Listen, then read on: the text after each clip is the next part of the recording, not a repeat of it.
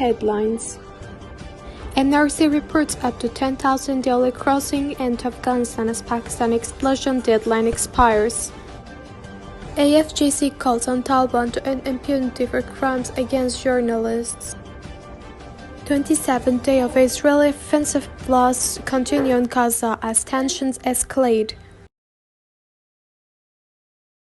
Hello, my name is Mahia Nouri from First Time News Network. Today is 2 November 2023.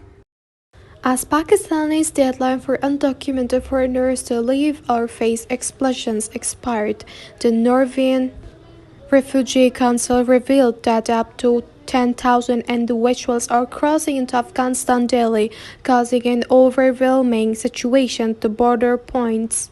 Becky Rabi, the advocacy manager for the Norwegian Refugee Council, said that the situation at the border points at the moment is completely overwhelming.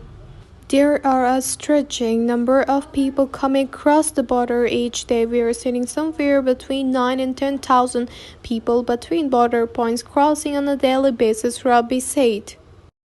Pakistan authorities initiated the rounding up of undocumented foreigners, with a majority of them being Afghans. Just hours before the Wednesday deadline, the ultimatum issued by Pakistani government a month ago could result in more than 1 million Afghans facing arrest and forcible expulsions. Addressed the southern flanks, the Taliban-run administration in Afghanistan has established a temporary transit camps and assured the provision of food and medical assistance. However, relief agencies have reported dire conditions along the border.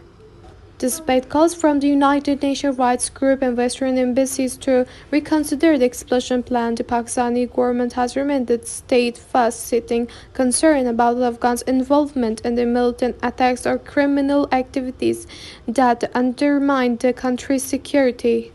Out of the over 4 million Afghans residing in Pakistan, the government estimates that 1.7 million are undocumented. Afghanistan Journalist Center (AFJC) has urged the Taliban to take decisive action to bring an end to impunity for crimes committed against journalists and media workers in the country.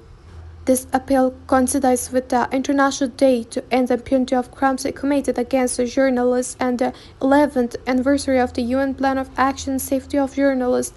Additionally, the AFJC has called upon the Taliban to elevate limitation and restriction on media freedom. On November 2, 2023, in support of the International Day to End Impunity for Crimes Against Journalists, the FGS highlighted the distressing state of justice concerning attacks on the press in Afghanistan. Over the past 2 decades, Afghanistan has tragically lost numerous journalists and media workers due to deliberate attacks on organized crimes and incidents related to the ongoing conflict, with a particularly alarming and the persistent culture of impunity and shields. According to the AFGS latest report, is tragedy in 128 journalists and media workers, including 20 women, have lost their lives since 2001. However, justice have been served in less than 10% of these cases, leaving families and the media community in an ongoing state of pain and grief. The AFGC findings indicate the Taliban's involvement in 60 cases and the ISI in 39 cases of journalists, media workers, killings, and 21 cases unidentified individuals were responsible, while personal disputes or family member were linked to 4 cases. NATO forces were involved in 3 cases, and the pre-Taliban police were implicated in 1 incident. In Gaza, Israel has continued its military operation for the 27th consecutive day, amid in eliminating Hamas following the October 7 attack by the Islamist group on Thursday. Plumes of smoke blow from ongoing Israeli airstrikes and the enclave.